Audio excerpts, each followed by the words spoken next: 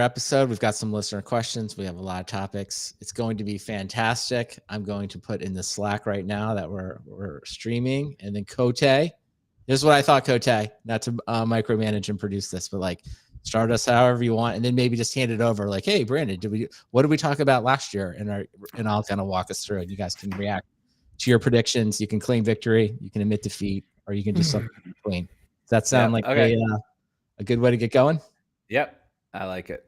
All right. Then whenever you are ready. All right. Well, we've got another big trip coming up. Of course, it's being the holidays, the Christmas, the New Year's, whatever. We're going back to Texas. Maybe that's our new. Hey, I'll see you there. Oh, very nice. Maybe that's our new little tradition. But I think, I think I gave a readout last time on the very minimal packing, not bringing the bag of stuff. I think it went fine. This time, I think we packed at an astonishingly fast rate. I don't know if you two are this way as well, but we're pretty quick at packing. And I think what I'm going to try this year is I'm just going to bring the rolling bag with an iPad. I'm not even going to bring the backpack. Wow. Because I've got the backpack, but it's like, I got it from the DevOps days, Austin, a while ago. It's a big padded North Face. It's a great backpack, but it's just sort of like, if I brought it, I wouldn't want to bring it around with me when we go to like Target and shit. Like it's too bulky for that. And then like, we don't need the extra space. So I might as well just take my really nice rolling bag because I like the rolling bag, right? Yeah. To me, it's like loading up for the plane and then just having, the backpack is still just the emergency everyday carry, but sure. Trips. Well, what I'm going to do, I think I did this on the last trip. Is see, I have this little. I've got Euro bag sash thing, which that's a single shoulder. I still feel very uncomfortable about it, but it's what I have.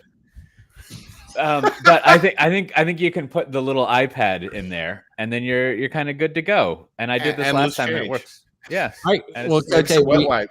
We did get a question here from Jesus. So right here on topic. So why don't we start with one of the listener questions? So it's like. Question for both of you is, has air travel returned to the pre-COVID times, right? If not, what's changed for the best? What's changed for the worst? And then maybe you already did it, Cote. What's your travel recommendation? Sounds like you're a no backpack traveler this time. Is that right? Yeah.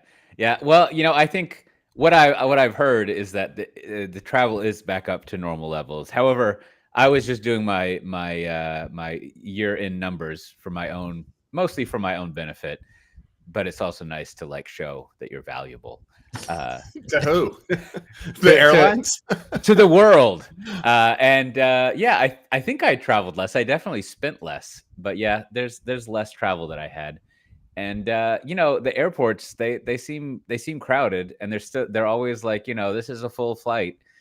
And I guess I know the reasons, but I feel like, it's not my fucking problem. You're the airline. Figure it out, right? Like you don't need to tell me. What about you, Matt? You probably fly the longest. Any? Is it pre-COVID travel? Has it returned? And any key recommendations? Yeah, I definitely. I'm not traveling like I did back in the heydays of like 2019. Then I was executive platinum, and all about all the lounges. And this year, 4 trips, 5 trips maybe. Mm-hmm. And so, the trips they're always long, but I don't have a lot more of the APAC travel that I had previously. I would say definitely this has been one of the worst years for travel. I had food poisoning and lost luggage, and it was and if you squeeze in November last year, I got COVID. It's not been a great year for travel, but it is what it is. And everyone seems to be complaining more. That just seems to be universal. But I've. Yeah. What are you going to do? Matt, you got a recommendation for travel? I think yours would be something like get access to the club when. Yeah. 24 hours or something. You seem to do multiple times. I think things that stood out travel wise. I enjoyed. I didn't want to have to do it, but I enjoyed my train trip from San Diego to LA. That was not too bad.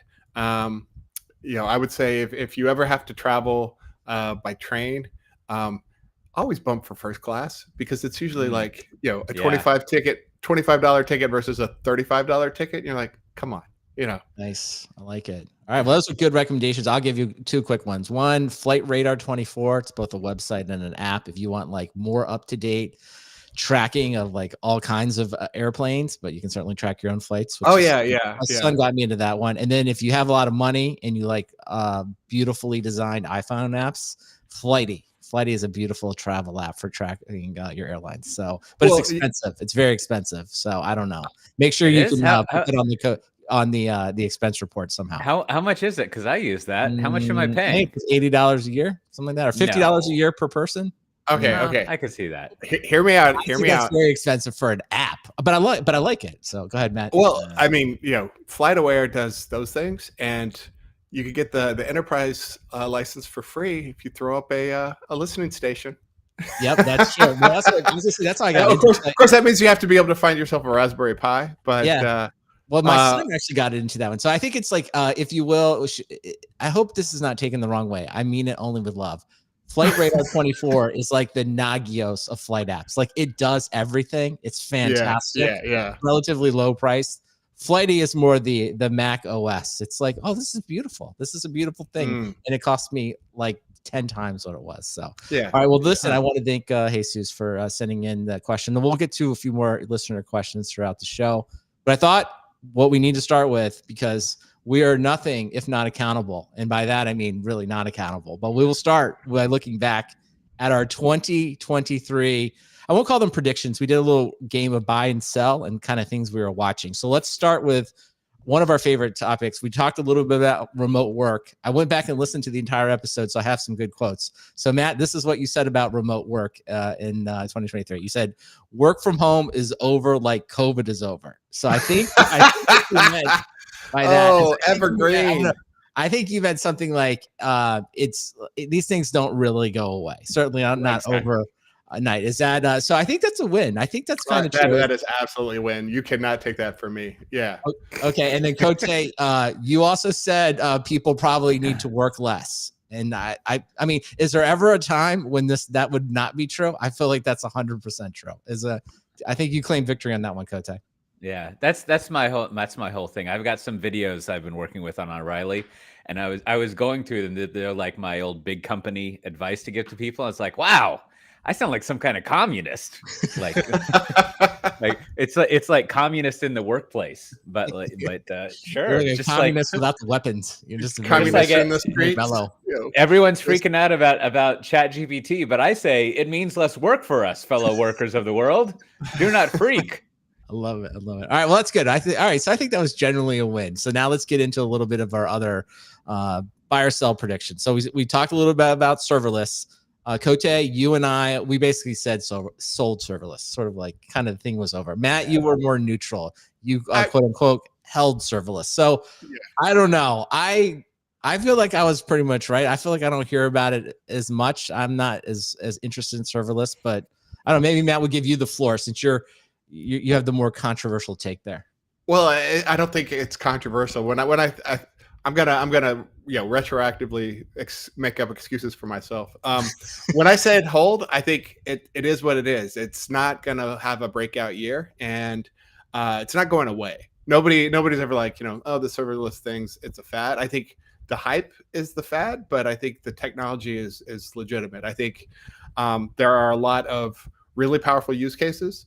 I think, if you look at the CNCF surveys and the like, people are excited about WASM, but hesitant to get started. And it's always one of those, next quarter, next, it kind of keeps getting kicked down the road.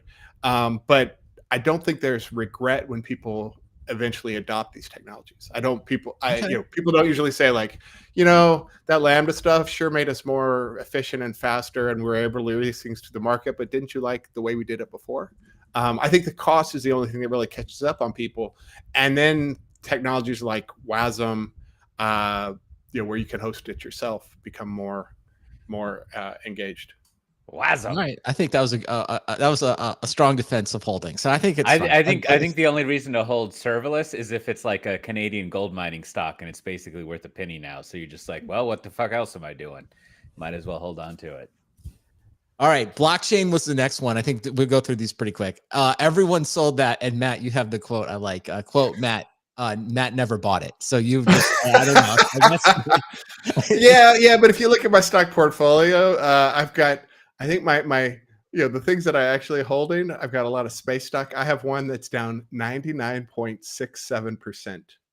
Well, nice. Well, speaking of being down, crypto was the other topic we talked a little bit about, and I think again, all of us sold that. And I think generally we can say the SBF conviction. I don't know if we predicted quite this level of fraud and that many people going to jail, but I feel like that's kind of over. At least crypto, I don't know what you call it, the bubble is certainly over. So I don't think there's much to say about crypto. Well, it's in the rearview mirror. I'm glad we don't have to talk about it anymore. I mean, as long as we're looking back, it's hard to believe that 2023 was the year that Silicon Bank happened. Right? Yes, I mean, that's true. That was a whole other thing. Yes, we had no. We had no prediction on any bank runs at all. So I guess we missed that. I'm going to put in a prediction for next year. I think there's going to be another large financial entity that goes sideways because of they didn't protect themselves against stupid tech investments. I like it. Early prediction. That's a good one. I'm going to throw in with the good predictions and say I'm going to predict chocolate still delicious. All right. Well, speaking of predictions that we also made last year, Twitter. Okay. So the general consensus was Twitter was in decline and that we said the status quo won't win out. And there was a general hope for something better. Now, Cote, you said this in sort of like the missing out section. So I don't know if you want to claim it, but you said that Meta missed out on making a Twitter clone. But this is all before Threads. So I don't know. I think you should you did mention Instagram. You said something like, they have Instagram and they could just do it. So I don't know if you had some inside information that Threads was coming, that you were working on it. So, or you just kind of willed it into existence. So you either made a great prediction or it was just a good observation. I don't know, Coach. Well, it's just like Athena from my brain. Just I had a thought and it was born. But yeah, they opened that up this week to us in the EU. So yeah, now it's going to be a big deal.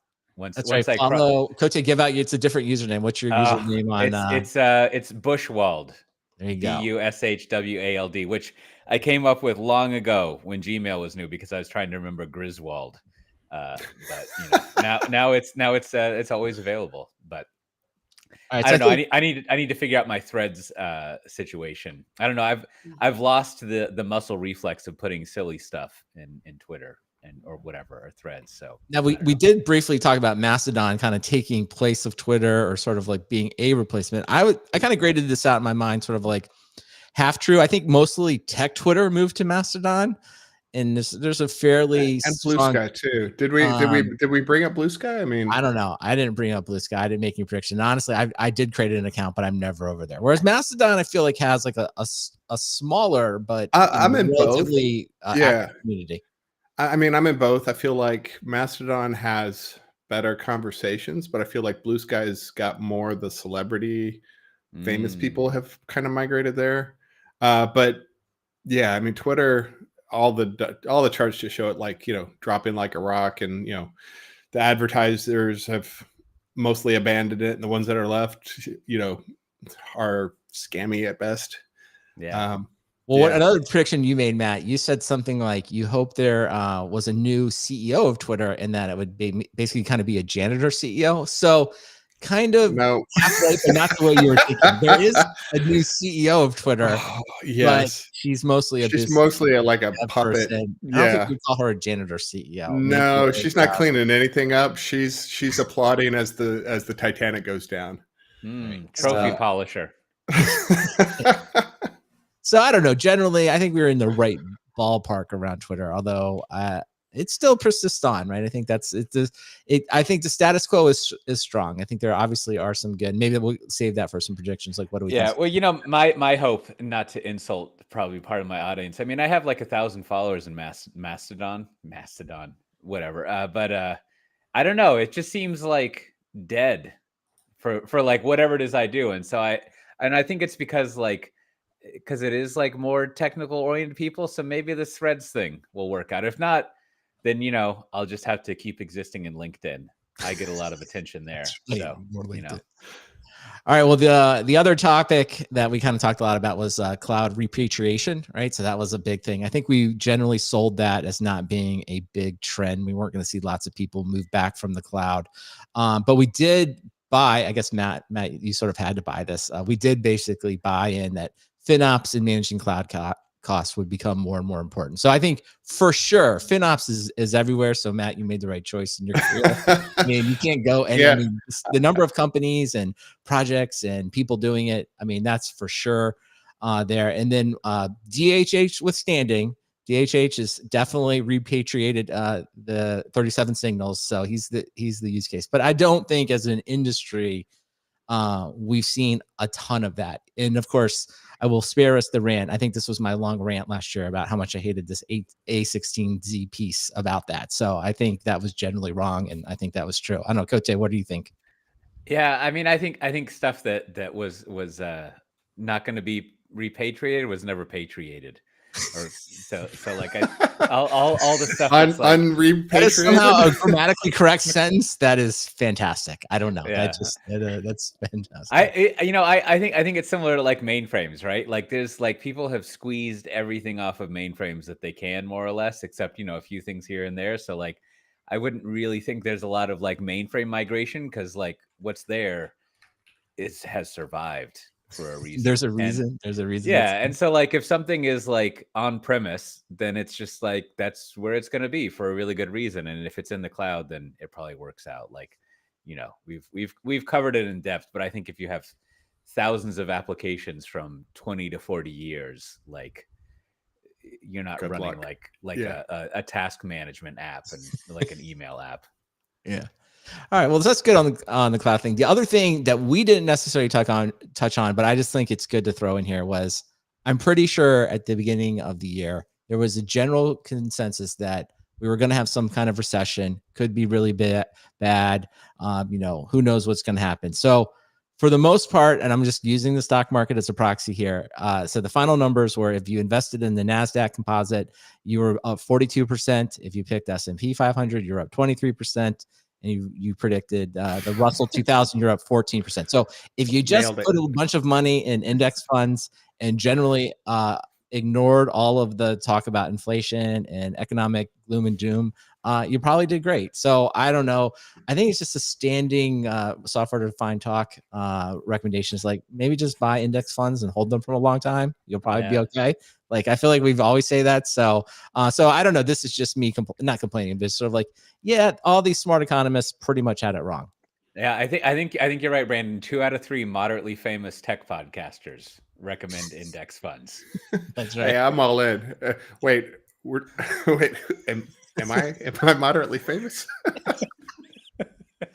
All right, now the watch list. So that we just kind of highlighted some things that we thought we would be interesting to watch in 2023. So there's probably some more errors here. So I'll start with the things that I sort of highlighted. I thought would be like interesting to watch were Cloudflare, WASM, and Snowflake. And I would say generally not much happened with any of them. They were pretty much boring. After I probably said that, I probably didn't really watch them at all. I didn't really do anything. I didn't think that was that much of a interesting. So I don't know, kind of like a miss for me, I think, on things that are interesting. Now, Matt, you said at the time that WASM was a subset of serverless, and then you did not expect WASM to break out. So I think you were, I don't know, this is sort of a backhanded compliment. I think you were kind of wrong on serverless, but right on WASM, or maybe you're right on both. I don't know. I don't know how to grade that out. I'm always going to claim I'm right on both, because I mean, like I said earlier, I like serverless. It's not going away. WASM, it anecdotally, it felt like it got a bigger push at KubeCon Europe than it did at North America. And, I don't think it's going away. I think some of the startups have already gone away. So, that is what it is. It'll just take a while. I think, yeah, WASM. It's going to take a while. Yeah. We I don't know. It's sort of like, I think you're right. It's just sort of, it's something out there, but it's probably not all that, life changing for anyone. It'll be interesting. It's too big a bite for a large number of people to go into it fast. I'm not saying like long term it's not going to get adoption, but it's one of those things. I think it's a good long term technology. I think it's just it's going to take a while to build up momentum. Agreed. All right, now Cote on the Chat GPT front. So hard to believe Chat GPT was just, I think it had just kind of gotten started about this time last year. So you said it will be interesting once you can load data into it. So I don't know, Cote, did you load any data into it? And was I it did. more interesting? I've done extensive testing with Dungeons and Dragons, and it is pretty It's the good. best data. Yeah, it's you know, it's still like I comment almost every time this comes up. Like you can really feel the limits of Chat GPT if you try to like play Dungeons and Dragons with it, because it's just like it just doesn't get creativity, which Yeah. is ironically enough predictable. I barely know why that's a pun, but I think it is, or a joke. But like it just can't come up with stuff, and it's weird. But it is good at like if you load like all of your like your world setting and stuff like that. It has it's pretty good at synthesizing it and doing it. And so I think like I haven't really like I've been a good boy and not loaded corporate stuff into it. But if you it's pretty good. I just doing all those silly little tasks. Okay, Well, so and the data load was pretty good. I was gonna say, like, did you load anything else? Because most of I wouldn't even call it loading. I sort of like cut and paste long articles to have it summarized. I don't know if that really counts as loading. Now data. that part is a huge disappointment. Like because at this time last year, and you were probably doing it too, Brandon, you would just put a URL in there Yeah. and like instantly it would summarize it.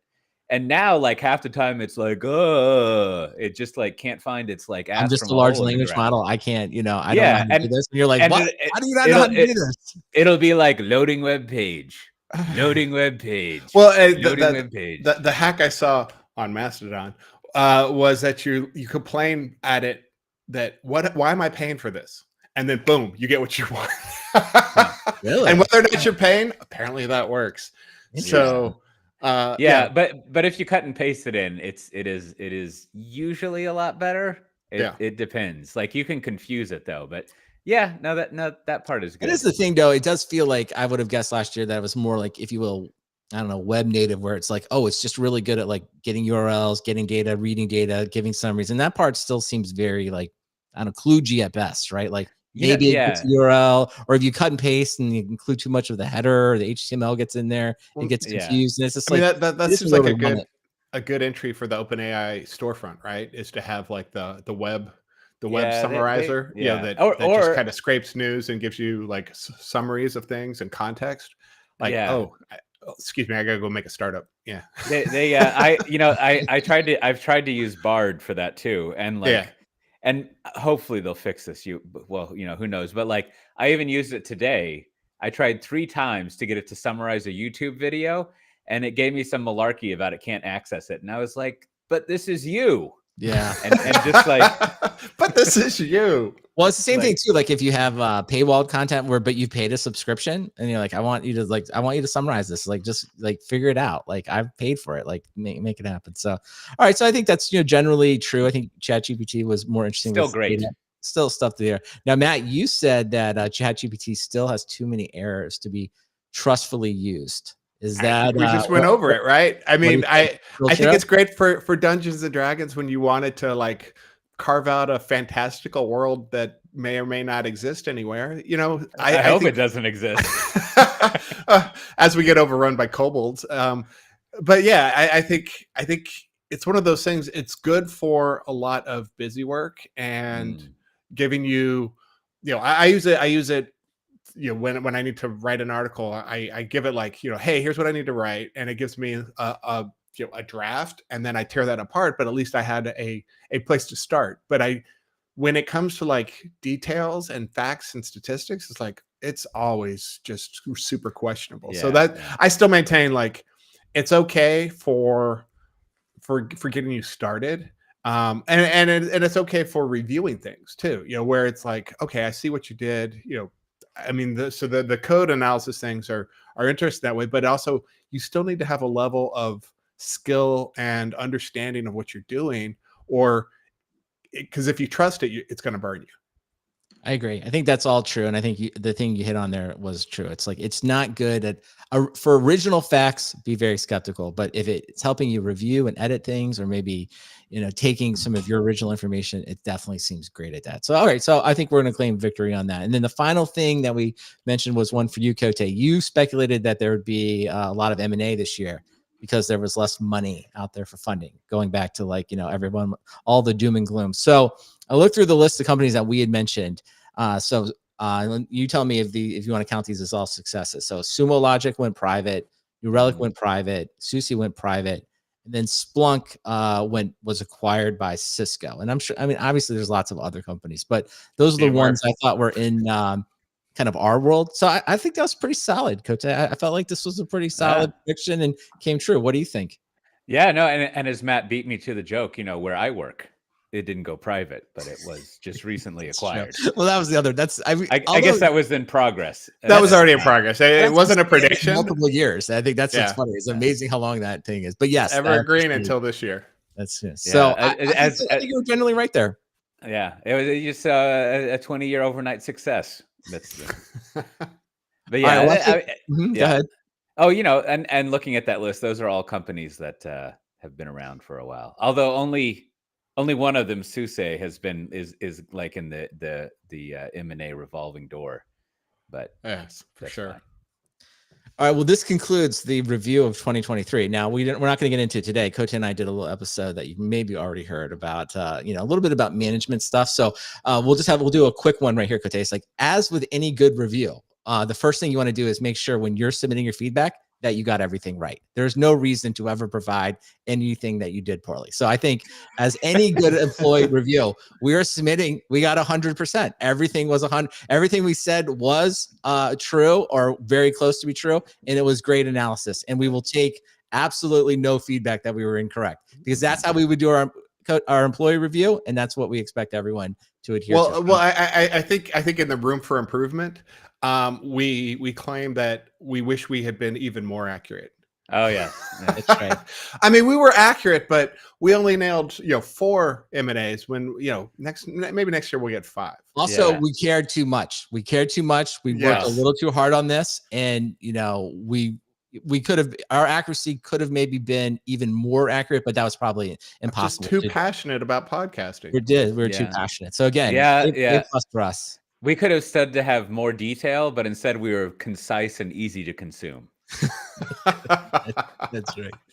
All right, now let's look ahead. So what actually were the big stories for 2023? So I kind of threw out a couple of them here, and you guys can add in. So I think pretty much, there's this Benedict Evans. He released his new presentation, which I like to call Slides Benedict. It's AI and everything else.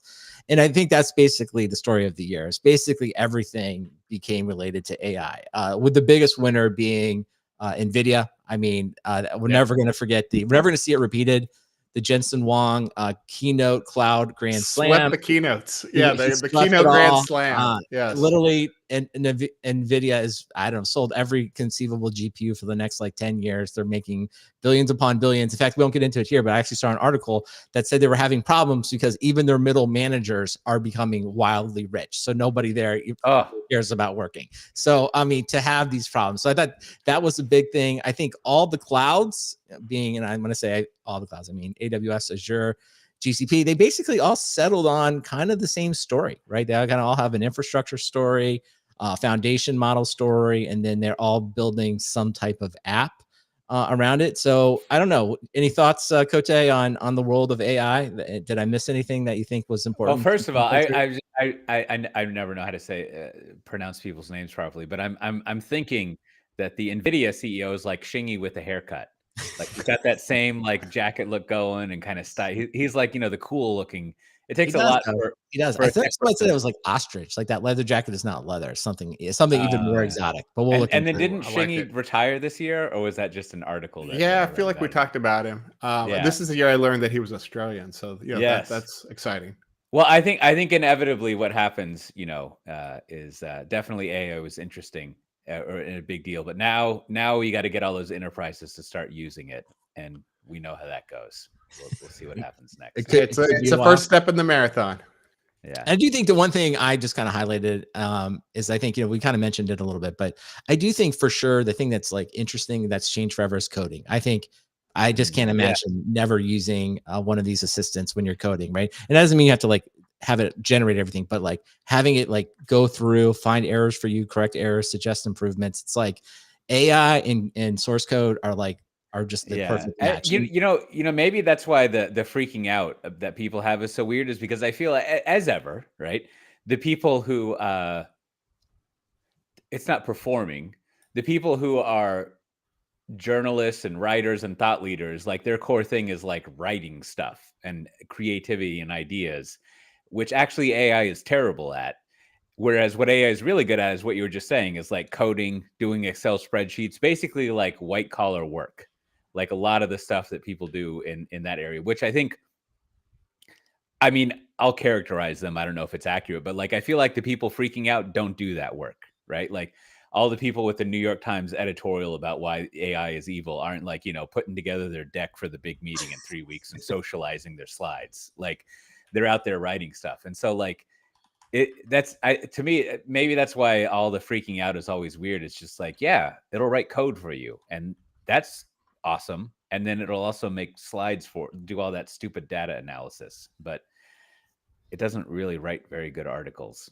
Yeah, no, I think you're right. I think that's the key thing, and maybe that's why it has maybe taken off more in the technical community, because I think once you've kind of started using it to complete your coding task, you're like, wow, this is just fantastic. So, a couple things though in that Benedict Evans presentation I thought was worth talking about is like, it's a great thing in the sense he just kind of sets the stage for everything, kind of like the S curve and like where we are in the hype cycle, and we're still trying to figure out what it was. But I think the one thing I heard on a Ben Thompson podcast, I heard him talking about was just sort of like, right now we think of chatbots, but it's oftentimes like the, if you will, the UI at the beginning is wrong. And or I think in that presentation, they point out BlackBerry was sort of had the keyboard and everyone thought that was right. And then, Apple sort of undid that with the iPhone. And I've heard Ben Thompson talk a little bit about like, I think he had access to like a, if you will, a voice assistant version of Chat GPT or just an AI chat. So I don't know. I just think that's really interesting, is like maybe we are kind of all using it wrong, if you will. Like maybe if you could just talk to it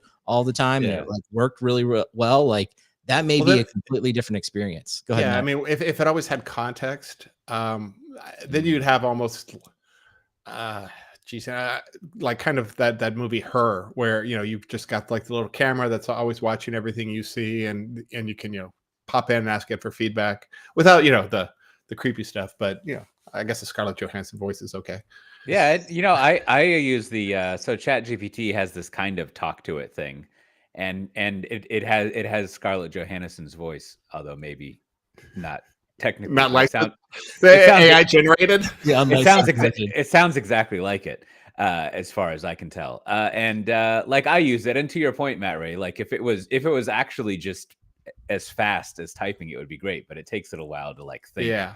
And then, you're walking around and you cut over from your house Wi-Fi to your 4G. And like, it's just like, it has that thing where like, whatever the curve of change is in 5-10 years, if it's just like instantaneous, then it would be great. But now you can see it just has to like, it just takes too long for the too much think time, too much wait time. So so I think that'll be pretty interesting to watch. So now the other topic, maybe less exciting to talk about, but I think we talked about it quite a bit on the podcast this year, was what I'm going to term like community open source versus commercial open source. And so this was sort of recapped by the various license changes that we kind of talked about. So Red Hat changed its license.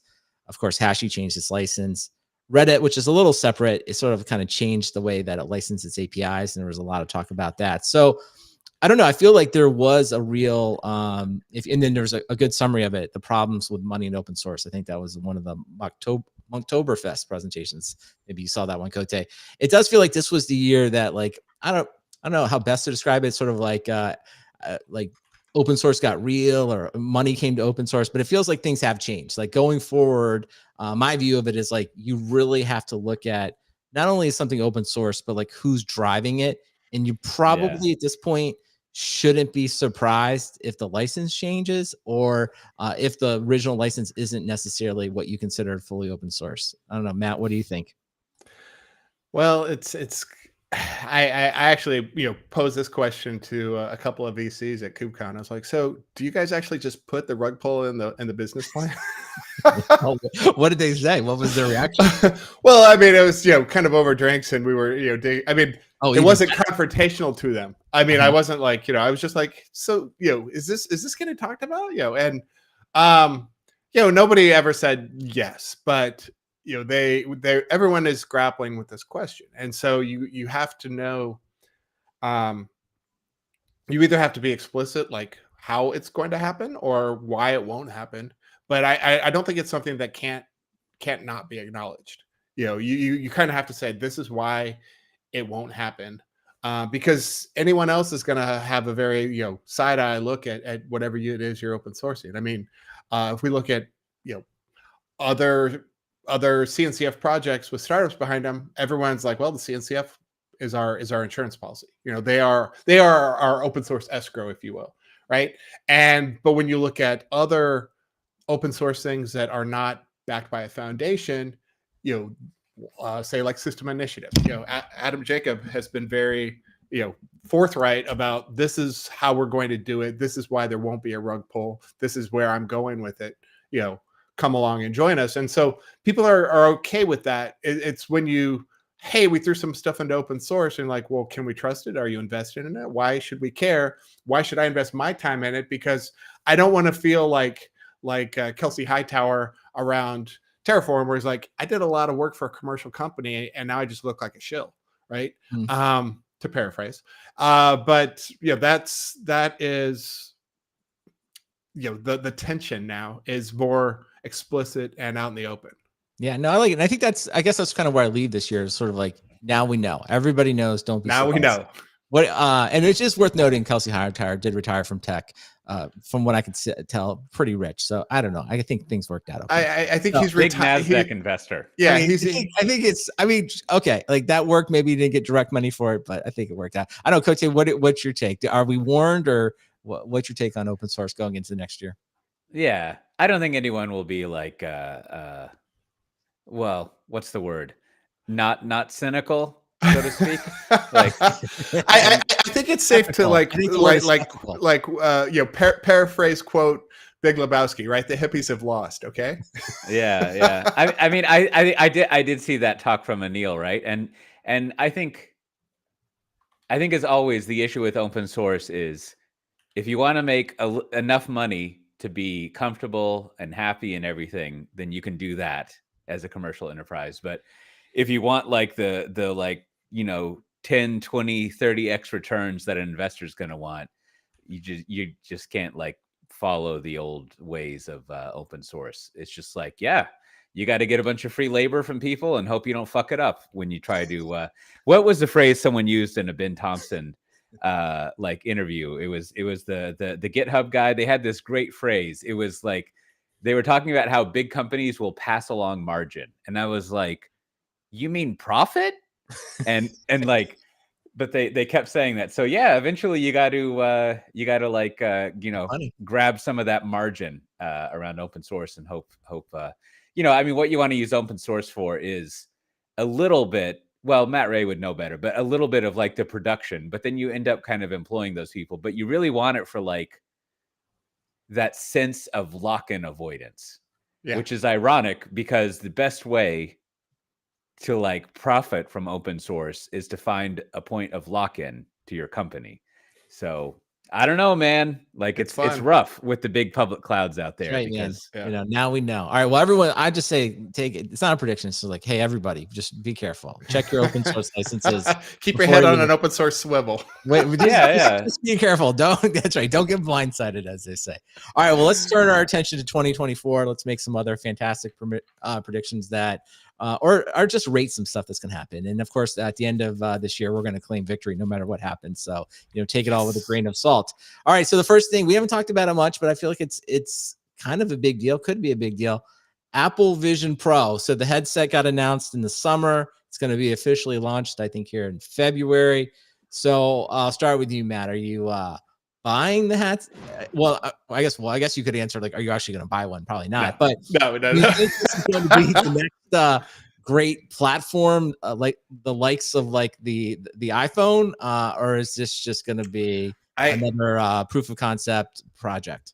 I think this is your iPhone 1, right? It's disruptive, but it wasn't until the marketplace showed up that it really just blew things out of the water, right? So I think long term, I think the price will have to drop for more adoption, but I think as a platform, it's super compelling, and I like what Apple's doing with it. I just think it's going to take some time to find its legs. So, it's easy to say 2024 is not the year for it, but 2025 is probably when things are going to start picking up traction. It's also like the whole Google Glass. You don't want to look like what was it, the glass hole, right? You don't want to walk around with this thing on your head, but if the content's there, if the experience is there, I think it's going to be successful. It's just going to be a slow burn that picks up traction where you're like, turns out Apple's the #1 headset vendor in the world.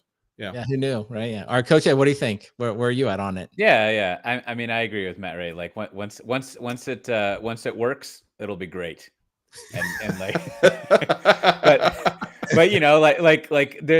as an example, like if you actually have to go into the store and get it like fitted to you, just like what the fuck, right? No, like, that's just too much. However, if it doesn't have too goofy of an OS and it actually has like a responsive, like working on a laptop, like keyboard and mouse, then like, I don't know, that seems like a good computer on its own, right? Like just a good screen. It seems like it'd be pretty cool. And like, well, I was gonna say, I'm just gonna make the classic open-ended prediction that can't really be wrong. It's like I think it's gonna be successful, but for reasons completely separate from anything that Apple showed about it. It's actually someone's gonna be like, no, they showed a lot of use cases. They were covering all their bases because they don't know either. They don't know either. I think someone's gonna get it and be like, no, this is the thing you do with it. You do this with a great AI assistant, and like it turns out this is the right way to explore the metaverse with I mean, there's going to be something like that. So, all right. So I think as always, Apple has ideas about video conferencing, and they're always wrong.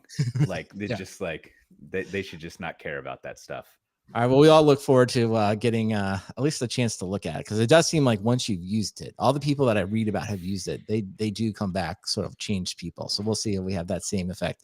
All right. Well, making its appearance again, it's Twitter versus Threads versus Mastodon. So question, I guess I'll start with you, Matt, is ActivityPub. So Threads has said they're going to create ActivityPub, which is the way to federate between all of these things. So do you believe Threads and Mastodon will successfully, if you will, federate, and will it actually work? What's your take? Nah. Right, now, I think will it not work because of technology, or will it not work because the communities just don't want it? I think it will. I think the technology will get there. I think there will be. I'm still skeptical of Facebook's involvement. I feel like they will try to put up barriers where they can have their pie but not have to share it, right? They say they're going to have interoperability, but it just feels like it's like interoperability for me but not for you. Like I'm in wait and see, and it's also possible like the Mastodon server admins might block it too. I mean, it probably depends which one you're connected to, and maybe people will migrate to the ones that have the right federation model. But I don't know. I'm waiting. I'm bullish. I'm not bullish. I'm kind of in. I'm in a wait and see, but I'm skeptical. Coach, what do you think? You're a community person. What's your say? What do you think? I think they have to implement it, or else there might be antitrust problems. Yes, like the like both the EU and the US are just like going. Boy, I'm Mr. Cursing guy here, but just like balls to the wall crazy with antitrust in tech nowadays. And like, what could be easier than like this behemoth Facebook is now taking over yet another thing. We let them buy Instagram. Outside of the US wouldn't care, but outside of the US, WhatsApp dominates like everything except in like Taiwan or Japan, like or something. And so shout out the line. If you don't have the excuse of being open, it would be like IE with proprietary HTML. So you got to be like, hey man, people they can use whatever they want, and it integrates with all this other stuff. Like we're just like whatever, right? Yeah. So I just as you watched Apple come around on things like right to repair, they're like, oh yeah, we're all in on right to repair, and then it turns out like they're putting microscopic barcodes on every single part, so you can only right to repair with parts bought from Apple, licensed by Apple at exorbitant prices. So you're like, oh, Yeah. thanks, But at least we got USB-C. That was an exciting victory. The VP of cables, full bonuses here. Oh 100, yeah, 120% great year for him. payout. Great year for cables. That's true. That's the way we should say, guys. Everyone got USB-C. What else could you possibly ask? All right. Well, let's end here on a few quick hits, a few listener questions. A bunch of them we answered, but I wanted to at least give credit for those who asked good questions. So, Owen, you asked us to review and rate people's predictions for 2023. We rated ours. We were fantastic. Thank you for the opportunity for us to do that. Also, I wanted to. Andrew asked, "What's everyone's most trivial or shameful use of ChatGPT?" I think we got to that one as well. So mine was summarizing newsletters, so that was helpful. And then Jesus also asked about travel. Now a couple other random ones we'll get in here. We'll do them quickly. Craig Box from down your way, Matt. He asked, which television show series is better, Foundation or For All Mankind? So I'll just admit, I watched the first season of Foundation. This is okay, and I can't get into For All Mankind, so I feel like I need to be disqualified to actually make a ranking. Have you seen either? Can you tell us which one is better?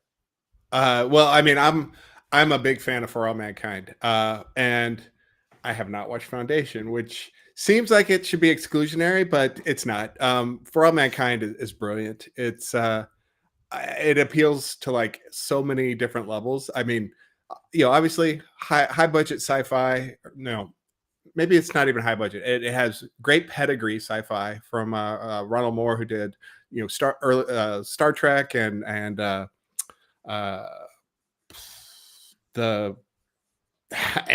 one with the Cylons, Battlestar Galactica. He did the reboot of that. It's got great sci-fi, but then also like the historical bent on it is I like a lot of history stuff. He's always just changing up, like, because it's an alternate history version, right. And then it's also got great characters, pretty good acting. So you're all in. I'm all in. I think it's one of the best sci-fi series. I'm going to try to take like fourth or fifth attempt to restart the watch show. Coach, any opinion on Foundation versus All Mankind? I haven't seen For All Mankind, and I tried to watch Foundation, but it was like a really boring Dune.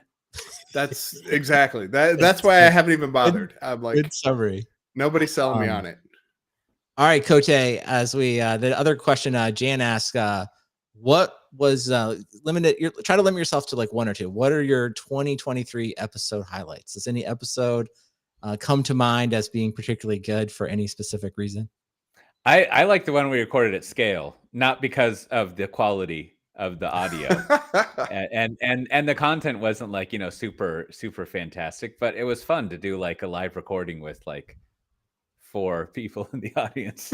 But for the 5 or 6, yeah. But who was your guest that time? John Willis was on it, so that it was fun to talk to him about his book, and and we had good fans there, good support. It felt like it felt like the 2000s. We're out there without doing stuff at bar camps or something. I like it. Good. What about you, Matt? Any specific highlights that jump out to you? I mean, anytime we can add to our own lore, things like the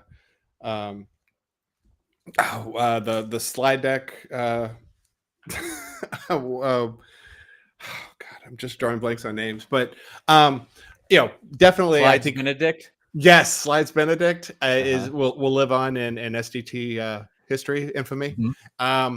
The live episode's always good. Anytime we've gotten to talk with folks, I mean, I think all the episodes stand out.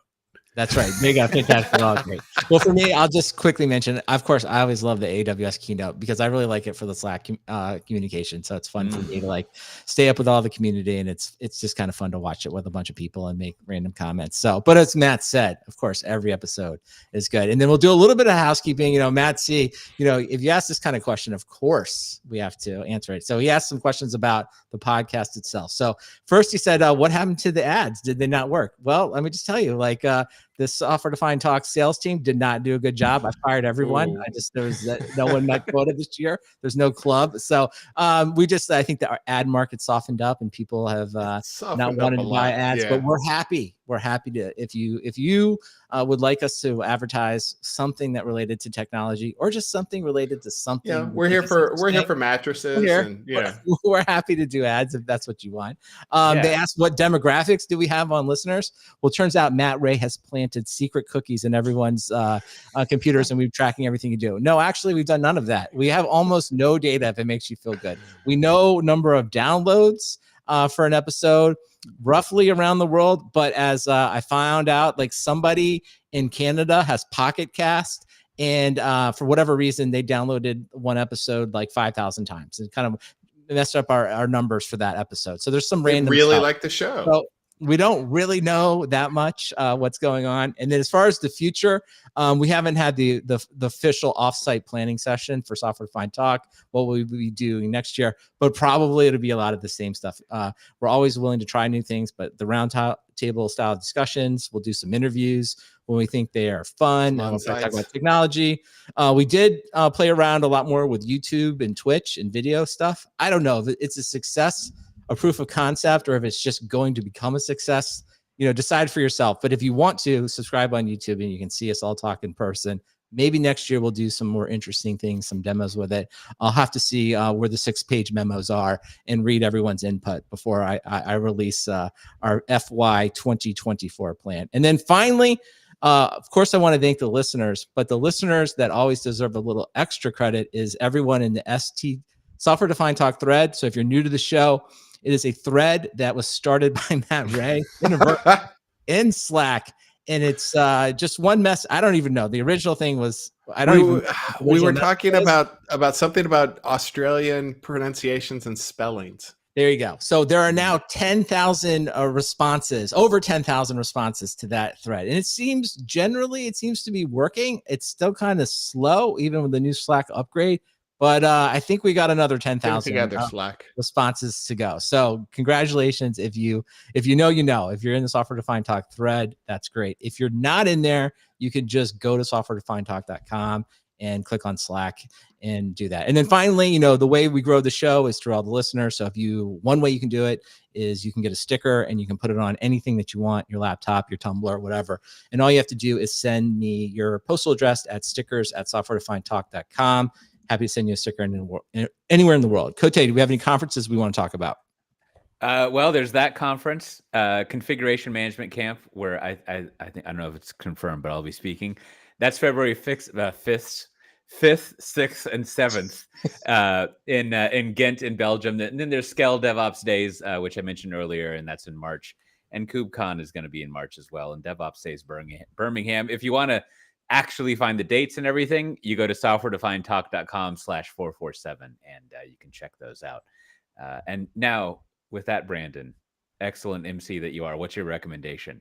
Yeah, so I'm going to do some previous recommendations. I was just kind of looking at what have I recommended this year that I probably used the most and I've gotten the most out of. And I gotta be honest, it's pretty simple. I was late to the game on this, a clipboard manager, right? Just for the Mac OS. I'm using Pastebot, but there are many of them. Probably all of them will work. But it's one of these features that probably should have used it probably 10 years ago. And it's probably something that should become part of the defaults lifestyle, and Mac or Apple should just incorporate a nice password manager in there. So if you've never gotten one, make that resolution for 2024. Save your time cutting and pasting. Check out Pastebot.